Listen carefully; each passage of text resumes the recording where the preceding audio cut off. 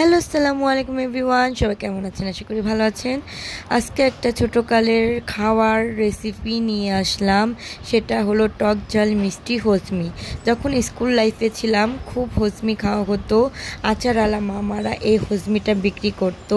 এটা খুবই মজা, টক ঝাল মিষ্টি একটা হজমি। তো অনেক দিন হয়েছে সেই হজমিওয়ালা মামাদেরকেও দেখি না, আর সেই হজমিও খাওয়া হয় না। তাই আজকে ঘরেই বানিয়ে ফেললাম আমি হজমি। এর জন্য এখানে অ্যাড করেছি শাহি জিরা, সাদা জিরা, মৌরি আর গোলমরিচ।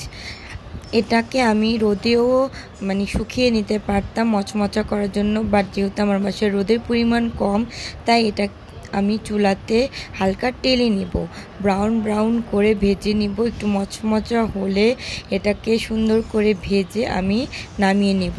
তারপর আমি এটাকে ঠান্ডা করে নিব। ঠান্ডা হওয়ার পর একটি ব্লেন্ডার জারে আমি এই উপকরণটি ঢেলে নিব। মনে রাখবেন ঠান্ডা করে নেবেন।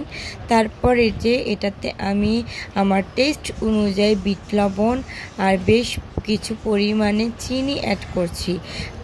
এটা যেহেতু একটু ঝাল, একটু টক মিষ্টি, তাই এখানে আমি চিনি অ্যাড করলাম।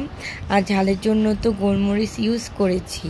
তারপর এই তো সব উপকরণগুলো মিশিয়ে আমি ব্লেন্ডার জারে ব্লেন্ডার করে নিয়েছি। বাস আমার রেডি আমার হজমি। এটা আমি অনেক পছন্দ করতাম।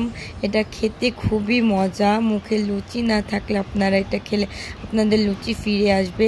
তাছাড়াও আপনারা এটি গরম পানির সাথে 1 চামচ মিশিয়ে খেলে আপনাদের গ্যাসের সমস্যা দূর হতে পারে।